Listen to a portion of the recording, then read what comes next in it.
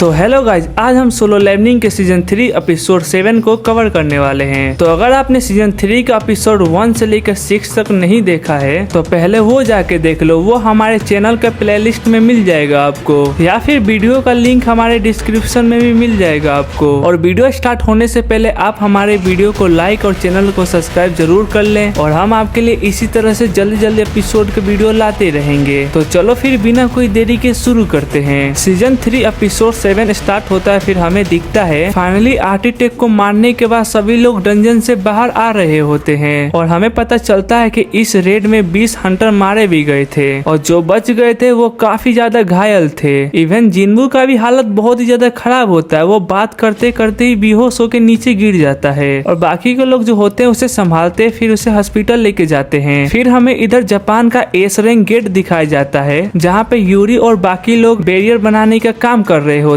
हैं। उसने ट्रक भर भर के लगभग 2 टन माना मंगवाया था, और उस माना के वजह से वो एक बहुत ही बड़ा बैरियर बनाता है, जो कि वो पूरे डंजन को कवर कर लेता है। और जैसे ही बैरियर कंप्लीट होता है वैसे ही उसे कुछ अजीब सा महसूस होता है। वो अपने मैनेजर से कहता है कि तुमने तो कहा था कि ये एरिया तुमने खाली करवा दिया है, बट ऐसा लग रहा है कि ये एरिया पूरी तरह से खाली नहीं है। उसके बाद मैनेजर कहता है कि ऐसा नहीं हो सकता है, ये एरिया पूरी तरह से खाली ही है, और वैसे भी कौन इंसान इतना पागल होगा कि ये डंजन के करीब आएगा जहाँ पे किसी भी पल डंजन ब्रेक हो सकता है। तो तभी हमें उसका फेस दिखाया जाता है। वो और कोई नहीं, जिन्बू का फादर होता है। वो बोलता है कि चलो ठीक है, फाइनली ये सब स्टार्ट होने वाला है, ये वैसे ही स्टार्ट होने वाला है जैसे कि मैंने एक्सपेक्ट करा था। उसके बाद हमें उस एरिया के गलियों में बड़े बड़े आर्मी और बड़े बड़े टैंक दिखते हैं, और टाउन के बाहर हमें एस रैंक हंटर भी दिखाई देते हैं। शॉर्ट गिड एज ए बैकअप वहाँ पे खड़े थे। अगर यूरी इस काम में फेल हो जाता है तो वो लोग जाके वहाँ पे फाइट करेंगे। और इधर यूरी और ओरलो का कुछ और ही प्लान होता है। वो सोच रहा होता कि अगर यहाँ पे सब कुछ सही जाता है तो यह एस रैंक गेट वो अकेले ही क्लियर कर देगा। फिर पूरे वर्ल्ड में उसका नाम होगा कि उसने अकेले ही एस रैंक गेट पूरा क्लियर कर दिया, तो उसे नेशनल लेवल हंटर का भी टाइटल मिल जाएगा। फिर अपने वो एक दारू के बोतल निकालता है, उसे पी जाता है। फिर अपने मैनेजर से कहता है कितने आदमी थे, मतलब कि टाउन के बाहर अभी तक कितने एस रैंक हंटर आए हैं, जिसपे मैनेजर कहता है कि टोटल 15 है। फिर यूरी उसे कहता है यह तो काफी कम ऑडियंस है मेरे लिए, मतलब कि यूरी को वो दारू चढ़ गया होता है, इसीलिए वो कुछ भी बोलता जा रहा था। तो तभी वो लोग देखते हैं कि वो गेट खुल रहा होता है, मतलब कि डंजन ब्रेक का टाइम हो गया था। अंदर से किसी भी पल मॉन्स्टर आने वाले थे। जिसके बाद सीन शिफ्ट होता है और हमें जिन्बू दिखाया जाता है। वो हॉस्पिटल में होता है, लेकिन अब उसे होश आ गया था। तो तभी वहाँ पे जिन्बू आता है। वो जिन्बू को होश में देखकर शॉक हो जाता है और सोचता है कि जिन्बू उठ गया। फिर उसके सामने रोने लग जाता है और कहता है फाइनली तुम उठ ही गए, मुझे लगा था कि तुम मर चुके हो, तुम पिछले 3 दिन से बेहोश थे। ये सुन के जिन्बू शॉक हो जाता है कि वो 3 दिन से बेहोश था, पहले तो ऐसा कभी नहीं हुआ था उसके साथ। तो तभी जिन्बू को कुछ याद आता है। वो तुरंत जिन्बू से पूछता है कि अगर मैं 3 दिन से बेहोश था तो जापान में जो एस रैंक डंजन खोला था उसका क्या हुआ, जिसपे जिन्बू कहता है कि वो रेड तो फेल हो गया। फिर हमें 3 दिन पहले का सीन दिखाया जाता है कि एक्चुअली में वहाँ पे क्या हुआ था। जैसे ही डंजन ब्रेक होता है वैसे ही जायंट मॉन्स्टर बाहर आने लग जाते हैं, और ये देख के सबकी फट जाती है, क्योंकि जायंट मॉन्स्टर काफी ज्यादा पावरफुल होते हैं। वो एक ए रैंक गेट के बॉस के बराबर होते हैं, मतलब आप एक एस रैंक हंटर के मुकाबले समझ सकते हो। और ये तो नॉर्मल मॉन्स्टर की बात हो रहा है, और उनका जनरल और बॉस को तो आना भी बाकी ही था। तो तभी उनमें से एक मॉन्स्टर आगे आकर बैरियर पे अटैक करता है, और यूरी उन्हें देख के हंसने लग जाता है और बोलता है तुम्हें सच में ऐसा लगता है कि तुम इतनी आसानी से मेरी बैरियर को तोड़ दोगे। तो तभी वहाँ पे एक और जायंट आता है और दूसरे जायंट का सर पकड़ कर वहाँ से फेंक देता है, क्योंकि वो बैरियर नहीं तोड़ पा रहा था। और ये देख के तो यूरी की फट जाती है, उसके शकल पे साफ साफ डर दिख रहा था। तो तभी दूसरा जायंट जो होता है वो एक ही पंच में बैरियर को 2 टुकड़े में बांट देता है, और यूरी और ओरलो को पकड़ कर जिंदा ही निकल जाता है। लिटरली उसको खुद को डिफेंड करने का भी मौका नहीं मिलता है, और वो कहाँ एस रैंक गेट को अकेले ही क्लियर करने के बारे में सोच रहा था। खैर इसके बाद सीन शिफ्ट होता है और हमें जिन्बू के फादर दिखते हैं, जो कि अपने ऑफिस में ही सो गए थे। और अगर आपको पता नहीं है तो मैं बता दूं कि जिन्बू के फादर को इंटरनल स्लीप वाली बीमारी हो गई थी, जो कि जिन्बू की माँ को हुई थी, लेकिन ये बीमारी अपने फर्स्ट स्टेज में है अभी। तभी तो वो ऑफिस के बीच में ही कभी भी सो जाते हैं, मतलब कि बीमारी धीरे धीरे बढ़ती जा रही थी। फिर फिर जैसे ही उनका नींद खुलता है वैसे ही वहाँ पे मैनेजर आ जाता है और उन्हें बताता है कि आप इस बार 23 घंटे और 36 मिनट सोए हैं, आपको अभी हॉस्पिटल में होना चाहिए। फिर तभी वो एक रिपोर्ट लेके आता है और बताता है यह रिपोर्ट एक इंटरनल स्लीप से उठने वाले फर्स्ट पर्सन की है और वो और कोई नहीं, वो हंटर जिनवू की माँ है। फिर जिनवू का फादर ये सोचने लगता है कि जरूर जिनवू के पास इस बीमारी का इलाज होगा। फिर वो अपने मैनेजर से पूछता है कि इसके अलावा कोई और न्यूज है हमारे गिल्ड को लेकर, जिसपे मैनेजर कहता है कि नहीं, लेकिन एक लड़की है जो आपसे मिलना चाहती है और वो उसे अंदर बुलाता है। वो लड़की अंदर आके पूछती है कि आपको ये बीमारी कब से है, जिसके बाद सीन शिफ्ट हो जाता है। हमें दोबारा से जापान का एसरेंग गेट दिखाई देता है जहाँ पे बहुत ज्यादा तबाही हो गया था, जहाँ पे बड़े बड़े जायंट मॉन्स्टर टोक्यो के गलियों में घूम रहे होते हैं और इधर आर्मी वाले पूरी कोशिश कर रहे होते उन्हें रोकने की। वो लोग लगातार टैंक से फायरिंग कर रहे थे बट उन मॉन्स्टर पे हल्का सा भी फर्क नहीं पड़ता है और वो सारे टैंक को उठाकर वहाँ से फेंकने लगते हैं। मतलब कि चारों तरफ सिर्फ तबाही मची होती है। तो तभी वहाँ पे एसरेंग हंटर की एंट्री होती है जो टाउन के बाहर वेट कर रहे थे और वो लोग तुरंत मॉन्स्टर पे अटैक कर देते हैं। लेकिन वो जायंट मॉन्स्टर इतने साइज में बड़े होते हैं और बड़े होने के साथ साथ उनकी स्पीड बहुत तेज होती है और वो हंटर के अटैक से इजिली बच जाते हैं। तो तभी हमें हवा में एक हेलीकॉप्टर दिखाई देता है जो कि मीडिया वाले का होता है। मतलब कि ऊपर से सब कुछ रिकॉर्ड हो रहा होता है और पूरे वर्ल्ड में ये लाइव दिखाया जा रहा होता है और हमें दिखाया जाता है कि जिनवू भी ये लाइव देख रहा होता है और वो सोच रहा होता है कि अगर यहाँ पे भी ऐसा ही चलता रहा तो यहाँ पे भी जेजू आइलैंड की तरह काफी लोग मारे जाएंगे और ये सिर्फ जापान नहीं पूरा एशिया को इम्पैक्ट करेगा, इसीलिए मुझे वहाँ पे जल्दी से जल्दी जाना चाहिए। तो तभी पीछे से एक आवाज आती है, मत जाओ। तब फिर जिनवू जब पीछे देखता है तो वो देखता है कि ये आवाज उसकी बहन का था। वो बहुत ही धीमी आवाज से बोलती है कि मत जाओ भैया। जिनवू उसके पास जाता है और उसके सर पे हाथ रख के उसे बोलता है तुम चिंता मत करो, मैं नहीं जाऊंगा और वैसे भी मैं आजकल बहुत ही ज्यादा काम कर रहा हूँ, इसीलिए सब कुछ छोड़ के थोड़ी दिन के लिए आराम करूंगा। फिर जिनवू जाके पार्क में बैठ जाता है और बेरू को बुलाता है और बेरू बोलता है कि यस माय किंग, मैं आपकी क्या सेवा कर सकता हूँ। फिर जिनवू से कहता है कि तुम फिर से के ड्रामा देख रहे हो, मैं तुम्हें जीना का देखने के लिए कहा था ना। खैर जीना कैसी है आजकल? बेरू बताता है कि वो ना खाना खाती है और ना ही टाइम पे सोती है, बस दिन भर अपने रूम में होती है। जिनवू समझ जाता है कि उस दिन उसके साथ स्कूल में जो कुछ भी हुआ उसको लेकर वो डिस्टर्ब हो गई है, लेकिन जिनवू को ये समझ नहीं आ रहा होता कि वो उसको कैसे ठीक करे। तो तभी जिनवू के सामने एक कार आ जाती है, वो जिनवू के फादर के रूम में ले जाते हैं। जिनवू के फादर से पूछता है कि आखिरकार मुझसे आपको क्या काम पड़ गई। वो बोलता है कि थैंक यू मेरे बुलाने पे आप आने के लिए, मेरा नाम हान है और मैं यूजी कंस्ट्रक्शन का चेयरमैन हूँ। फिर वो एक ब्लैंक चेक जिनवू के सामने बढ़ा देता है और कहता है मुझे पता है कि इस दुनिया में सारा कुछ पैसे से नहीं खरीदा जा सकता, पर फिर भी मैं तुम्हें ये एज ए थैंक यू के लिए देना चाहता हूँ। फिर जिनवू कंफ्यूज होकर उससे पूछता है कि आखिरकार तुमको क्या चाहिए मुझसे। फिर चेयरमैन हान कहता है कि मुझे भी वही बीमारी है जो कि तुम्हारी माँ की थी। फिर जिनवू पूछता है कि ये बात जिनवू को पता है, जिसपे चेयरमैन हाँ कहता है कि नहीं, ये बात सिर्फ मुझे और कुछ सिक्योरिटी को पता है और अब मैंने तुम्हें भी बता दिया। और हमें बहुत ही रिसर्च करने के बाद ये पता चला कि इस बीमारी से आज तक एक ही इंसान ठीक हुआ है जो कि तुम्हारी माँ है। तो मुझे नहीं लगता कि ये कोई कौन एक्सीडेंट होगा, इसीलिए मुझे सिर्फ सच्चाई जाननी है और अगर तुम मेरी मदद करते हो तो मैं तुम्हारा ये काइंडनेस कभी भी नहीं भूलूंगा। लेकिन जिनवू ये डिसाइड नहीं कर पा रहा होता कि उसे वो होली वाटर लाइफ उसे देनी चाहिए या फिर नहीं, क्योंकि उसकी क्वांटिटी बहुत ही लिमिट होती है। फिर सीन शिफ्ट होता है, फिर हमें दोबारा से वही एसरेंग गेट दिखाया जाता है जहाँ पे सभी जायंट मॉन्स्टर मिल के सारे वहाँ के बिल्डिंग, पेड़ पौधे, रोड सब तोड़ रहे होते हैं और रास्ते में जो भी ह्यूमन आ रहा होता है उन सारे को निगल रहे होते हैं। ये सब ऊपर हेलीकॉप्टर में बैठे हुए जापान के कैमरामैन कैप्चर कर रहे होते हैं और लाइव लोगों को दिखा रहे होते हैं। उस टाउन में लगभग सारे लोग उस टाउन को छोड़ के जा चुके थे और जो नहीं जा चुके थे उन्हें वो मॉन्स्टर निकल गए होते हैं। बट पता नहीं क्यों कैमरामैन को अभी तक कुछ नहीं हुआ था। मतलब कि कैमरामैन का क्या ही है, सब मर जाएंगे लेकिन कैमरामैन कभी नहीं मरेगा। खैर कैमरामैन के बारे में आप ही बताओ कमेंट में। तभी उनकी नजर गेट पे जाती है जो कि अब तक का सबसे बड़ा जायंट मॉन्स्टर वहाँ पे बैठा होता है, जैसे कि वो गेट के अंदर किसी को गाइड कर रहा हो। और उसको छोड़कर जितने भी जायंट मॉन्स्टर उस डंजन से निकले थे वो पूरे जापान में फैल गए थे।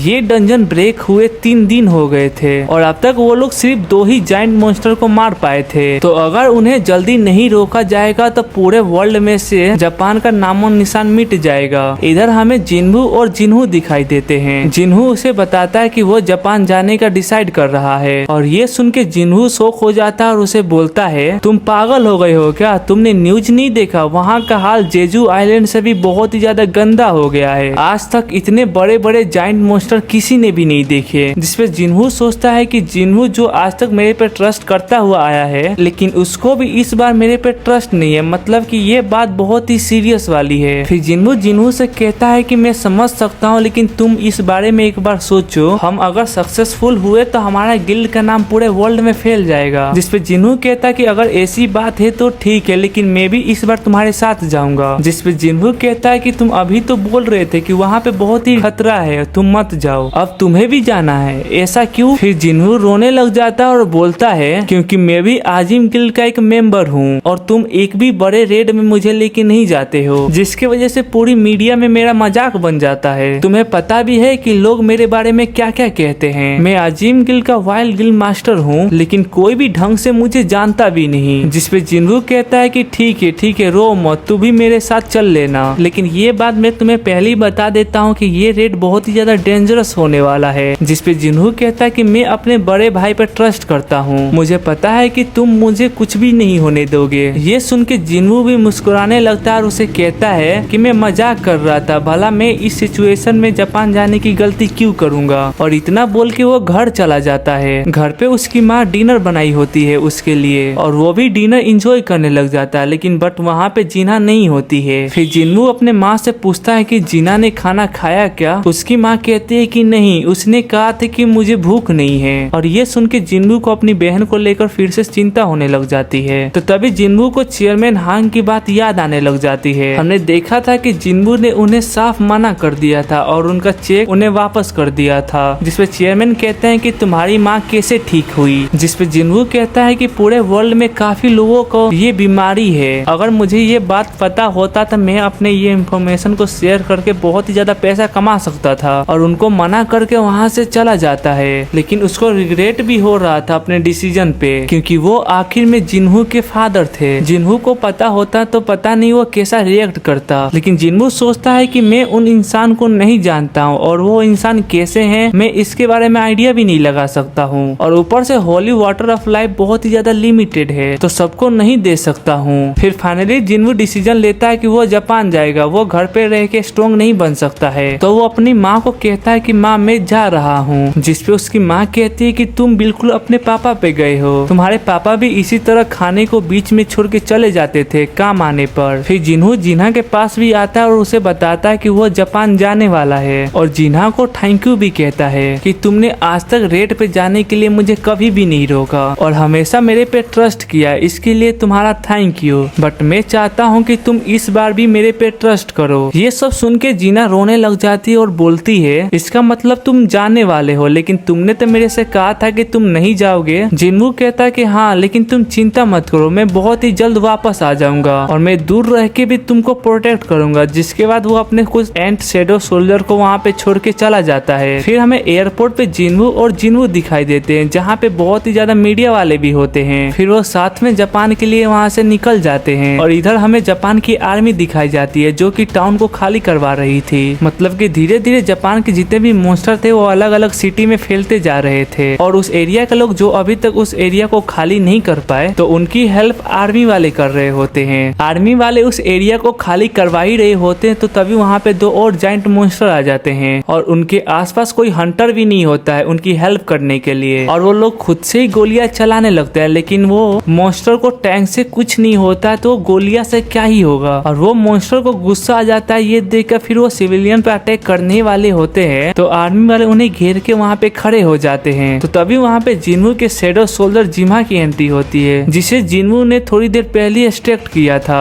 और जिमा सिर्फ एक ही अटैक से वहाँ पे जितने भी जाइंट मॉन्स्टर होते हैं उनका सारा का काम तमाम कर देता है। और ये देख के वहाँ के जापान के आर्मी का भी हालत खराब हो जाता है, क्योंकि उन्होंने अभी तक जिन्हू के शेडो सोल्जर के बारे में नहीं जाना होता है, वो लोग उसे भी मॉन्स्टर ही समझ रहे होते हैं। तो तभी वहाँ पे जिन्हू और जिन्हू आ जाता है, जो कि जिन्हू उस जाइंट मॉन्स्टर को बीच से ही काट देता है और जिन्हू सिविलियंस को प्रोटेक्ट कर रहा होता है। और जिन्हू के जापान जाने का खबर सारे वर्ल्ड में फैल जाता है, क्योंकि सब लोग लाइव लाइव देख रहे होते हैं। तो तभी हमें यूएसए के कुछ हंटर दिखते हैं जो कि जिनवू को लेकर वहाँ पे कुछ बात कर रहे होते हैं और वो कह रहे होते हैं कि वो अपने आप को कुछ ज्यादा ही पावरफुल समझने लग गया है। 2-4 क्या एंट मार दिए, वो अपने आप को तिस्खार समझ रहा है और उस एंट और इस जाइंट में आसमान धरती का फर्क है। वो इस पर इजिली मारा जाएगा क्योंकि मैंने इसकी तरह बहुत ही ज्यादा हंटर देखे हैं जो अपने आप को तिस्मार खा समझते हैं और लास्ट में अपनी जान को गवा देते हैं। फिर वो लोग बेट करना स्टार्ट कर देते हैं कि जिनवू कितना दिन तक सरवाइव करेगा। कुछ लोग कहते हैं कि जिनवू 1 दिन के अंदर मर जाएगा और कुछ लोग कहते हैं कि जिनवू 2 दिन तक सरवाइव करेगा और कुछ लोग ऐसे भी बोलते हैं कि जिनवू 1 घंटे के लिए भी सरवाइव नहीं करेगा और उसके मरने पे अपने घर, गाड़ी, बंगला, दुकान, मकान सब बेट करने लग जाते हैं। तो तभी हमें वहाँ पे एक और हंटर दिखाया जाता है। वो और कोई नहीं, पूरे वर्ल्ड का सबसे ज्यादा strongest national level Hunter Thomas Andre होता है जो कि इस वक्त जिनवू से भी ज्यादा स्ट्रॉन्ग है। वो भी बेट लगाने के लिए तैयार हो जाता है और बोलता है कि मैं इस पूरी स्कैवेंजर गिल्ड का पूरी बिल्डिंग को बेट लगाता हूँ कि जिनवू सरवाइव कर जाएगा। मतलब कि ये उसके मरने पे नहीं, उसके सरवाइव होने पे बेट लगाता है, जिसको सुन के सारे लोग शॉक हो जाते हैं। फिर थॉमस आंड्रे बोलता है, एनीवेज उसे छोड़ के तुम लोग को हमारे देश में जो एसरेंग गेट खुला है उस पे तुम लोग को ध्यान देना चाहिए। कल उसका भी गेट ब्रेक होने वाला है। फिर मैं कल देखता हूँ कि तुम लोग में से कितने लोग सरवाइव करते हैं। मतलब कि जो हंटर कुछ टाइम पहले हंसी मजाक कर रहे होते हैं उनका 2 सेकेंड में ही मूड बिगाड़ देता है थॉमस आंड्रे। खैर फिर जापान का दोबारा से सीन दिखाया जाता है जहाँ पे मीडिया वाले ऊपर से सब कुछ कैप्चर कर रहे होते हैं। जिनवू और उसके शैडो सोल्जर को लाइव फाइट करते हुए दिखाया जाता है जहाँ पे जिनवू के आने से पहले जापान वाले ने सिर्फ 2 ही जाइंट मारे थे, वो भी 3 दिन में, और जहाँ जिनवू के आने के बाद ही एक के बाद एक जाइंट को उसके समन से ही मारे जा रहे होते हैं। तो तभी हमें वहाँ की गली में छोटी बच्ची दिखती है जो कि जाइंट से भाग रही होती है रोते हुए। तो तभी जाइंट जैसे उसे पकड़ने वाले होते तभी वहाँ पे कोई आता है। तुम लोग गैस करो कि वहाँ पे कौन आया होगा। और आते ही उस जाइंट का हाथ काट देता है और उस लड़की को गोद में उठाकर बचा लेता है। वो और कोई नहीं अपना इग्रिस होता है। जिसके बाद आयरन भी वहाँ पे आ जाता है और अपने कुल्हाड़ी से उस जाइंट के सर पे मारता है। मतलब कि काम तमाम कर देता है उस जाइंट का और हमेशा की तरह उसको मारने के बाद उसके सर पे चढ़ के चिल्लाने लगता है और आसपास की बिल्डिंग को तोड़फोड़ करने लगता है। उसे देख के इग्रिस उस बच्ची को कहता है कि ये बंदा मेरे साथ नहीं है। फिर जिनवू उन आर्मी से कहता है कि इस एरिया को जल्दी से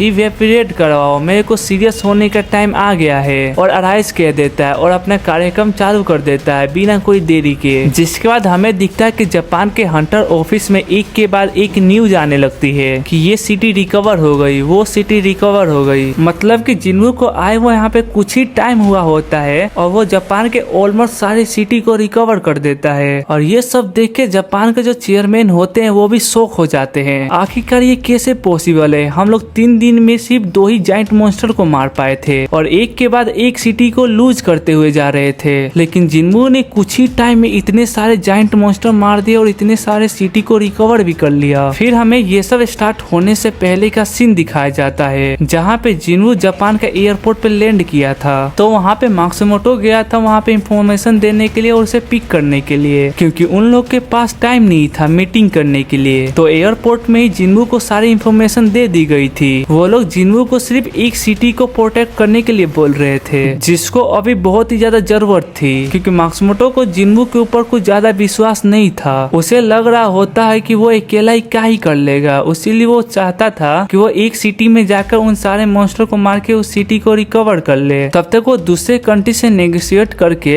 एसरेंग हंटर को हायर कर लेंगे। लेकिन जिनवू उसे मना कर देता है और कहता है कि वो सिर्फ एक सिटी में नहीं जाएगा। उसका प्लान था कि अपने शैडो सोल्जर को एक साथ डिवाइड करके सारे सिटी में एक साथ भेजने के लिए और एक साथ सबको सेव करने का। और ये सुन के सब लोग शॉक हो जाते हैं और मात्सुमोटो को उस टाइम कुछ समझ नहीं आता, बट अब उसे समझ आ गया है कि जिनवू क्या चाहता था। वो सारे जाइंट और सारे मॉन्स्टर को अकेले ही मारने आया था। फिर हमें इधर जिनवू दिखाया जाता है जो कि मरे हुए जाइंट को एक्सट्रैक्ट कर रहा होता है अपने शैडो सोल्जर में। अब तक उसके पास 6 जाइंट शैडो सोल्जर हो गए थे, लेकिन जिनवू उसका नाम देने में बहुत ज्यादा कंफ्यूज हो रहा था। तो जिनवू डिसाइड करता है कि उनका नाम एज सिर्फ नंबर रखने का, जैसे कि नंबर 1, 2, 3, 4, 5, 6। तो तभी उधर से बेरू एक और जाइंट मॉन्स्टर का बॉडी लेके आता है। तो जिनवू कहता है कि ठीक है, इसका नाम नंबर 7 रहेगा। मतलब कि जिनवू के पास इतने ज्यादा शैडो सोल्जर हो गए थे तो जिनवू को नाम देने में भी प्रॉब्लम हो रही थी। वैसे इस सारे जायंट को जिन्वू ने ही डिफीट किया था अब तक, और उसके बाकी के शैडो सोल्जर जापान के अलग अलग सिटी में फैल गए थे। सारे एस रैंक हंटर जो जायंट के पीछे थे उनकी हेल्प करने के लिए गए थे। वैसे हेल्प बोलना भी गलत है क्योंकि उन एस रैंक हंटर से एक जायंट मॉन्स्टर भी नहीं मारा गया था, और जिन्वू के शैडो सोल्जर जैसे वहां पे पहुंचे वैसे एक के बाद एक जायंट मॉन्स्टर को मारते हुए जा रहे थे और सिटी सिक्योर होती गई। हालांकि जिन्वू के शैडो सोल्जर के पास एक बहुत ही बड़ा एडवांटेज भी था कि वो मर नहीं सकते थे, मतलब कि वो अनलिमिटेड बाद रीजनरेट हो सकते हैं। और आपको पता ही है कि जिन्वू को ब्लैक हार्ट मिलने के बाद उसका माना 1 लाख से भी ऊपर जा चुका है, तो जिन्वू जितनी बार चाहे उतनी बार उन्हें रीजनरेट कर सकता है, फिर भी उसके बाद काफी ज्यादा माना बच जाएगी। इसीलिए उसकी शैडो आर्मी हर सिटी को इतनी इजीली क्लियर करते हुए जा रहे थे। हमें दिखता है कि जापान में ऑलमोस्ट सारी सिटी इवेपोरेट हो गई थी और वहाँ पे कोई भी लोग नहीं था, तो वहाँ पे छोटे मोटे जो डंजन गेट खुल रहे थे उनका किसी को भी कुछ पता नहीं होता है, जिसके वजह से काफी ज्यादा सिटी में डंजन ब्रेक हो रहे होते हैं और मॉन्स्टर उनमें से आने लगता है, लेकिन किसी को भी कुछ भी पता नहीं चलता है। माना कि ये मॉन्स्टर लो लेवल के होते हैं, लेकिन ये इंसानों के लिए मुश्किलें खड़ी कर रहे थे क्योंकि सारे के सारे हंटर जायंट से फाइट करने में बिजी थे, तो छोटे मॉन्स्टर पे किसी का ध्यान ही नहीं था। मतलब कि एक तरीके से जापान पूरी तरह से तबाह हो गया था। लेकिन जिन्वू के शैडो सोल्जर के आने के बाद एक जायंट मॉन्स्टर मरने लगे और जापान की सिटी रिकवर होने लगी। फिर हमें दिखता है कि जिन्वू को फाइट करते हुए 7 दिन हो गई थी और जिन्वू फाइनली टोक्यो पहुंच जाते हैं, जहां से सब कुछ शुरू हुआ था। और वहां पे हानिकावा भी होती है, वही गोटो रेजी का मैनेजर, और वो जिन्वू को बताती है कि वहां पे कोई भी हंटर नहीं है उसके सिवा, और यहीं से सारे जायंट पूरे जापान में फैल गए थे। तो हमें सारे हंटर को अलग अलग जगह भेजना पड़ा। हमारे पास टोटल 15 एस रैंक हंटर थे, जिसमें से 6 जापान के थे और 9 बाकी कंट्री से हायर किए हुए थे, जिसमें से 3 यूरी और अर्ले के साथ 2 हंटर और मर गए थे। और ए रैंक और उसके नीचे लेवल का हंटर कितने सारे मर गए उनका तो हमने काउंट ही नहीं किया, मतलब कि बहुत ही ज्यादा जान गई है। फिर वो जिन्वू को थैंक यू कहती है और कहती है कि तुम्हारा आने के बाद सिचुएशन काफी ज्यादा अच्छा हो गया है और ऑलमोस्ट सारे जायंट मर चुके हैं, जिसपे जिन्वू कहता है कि इसका मतलब सिर्फ वही बचा है जो गेट को गाइड कर रहा है। और जिन्वू को ये सारे फायर देख के डीमन कैसल का याद आने लग जाता है, जहाँ ने जिन्वू भी ऐसा ही कुछ डिस्ट्रक्शन देखा था। फिर वो सोचता है कि शायद सिस्टम ने उसे पहले ही हिंट दे दिया था, लेकिन छोड़ो अब तो सिस्टम भी मर चुका है। जिसपे जिन्वू हानिकावा से कहता है कि चलो ये सब खत्म करा जाए, जिसपे हानिकावा कहते हैं कि क्या मतलब, यहाँ पे अभी एक भी हंटर नहीं आया है, क्या तुम अकेले जाने वाले हो? जिसपे जिन्वू कहता है कि नहीं, सभी लोग आ गए हैं यहाँ पे, ठीक से देखो यहाँ पे। जिसके बाद जिन्वू के सारे शैडो सोल्जर वहाँ पे आ जाते हैं। जिन्वू ने जिसे अलग अलग स्टेट में भेजा था वो सारे शैडो सोल्जर अपना मिशन कंप्लीट करके वहाँ पे आ जाते हैं, मतलब कि वहाँ पे सारे के सारे शैडो मॉन्स्टर आ जाते हैं, टक्स, इग्रिस और भी बहुत सारे शैडो सोल्जर आ जाते हैं। और वो सारे के सारे जायंट मॉन्स्टर जिसे जिन्वू ने अभी मारा था उससे भी अपने शैडो सोल्जर में ऐड कर लेता है। और जिन्वू उन सारे शैडो सोल्जर को शाबाशी करता है और कहता है कि तुमने बहुत ही अच्छा काम किया। फिर जिन्वू से कहता है कि तुम थोड़ा सा दूरी बना के रखना। फिर वो अपने शैडो सोल्जर को एक लाइन में खड़े होने के लिए कहता है और जिन्वू अपने हाथ ऊपर उठा के कहता है कि माय सोल्जर अटैक। लिटरली मतलब कि यहाँ पे गूस बम आ जाती है। मतलब मैं कहानी एक्सप्लेन सही से कर पा रहा हूँ कि नहीं ये मुझे नहीं पता। मतलब कि जब मैंने इसको रीड किया था ना तो मतलब मेरे को अंदर से रुए खड़े हो रहे थे। खैर इसी के साथ ये एपिसोड खत्म हो जाता है क्योंकि ये वीडियो अभी भी काफी ज्यादा लंबी हो गई है और फाइट अभी भी बहुत ज्यादा है, तो हम इस वीडियो में उसे कवर नहीं कर सकते हैं। तो हम अगली वीडियो में सारी फाइट को कवर कर लेंगे, टेंशन नोट। और अगर आपने इतना देख ही लिया है तो वीडियो को लाइक और चैनल को सब्सक्राइब कर ले ताकि हम आपके लिए ऐसी कंटेंट लाते रहेंगे। तब तक के लिए हम मिलते हैं एक नई वीडियो में, तब तक के लिए बाय।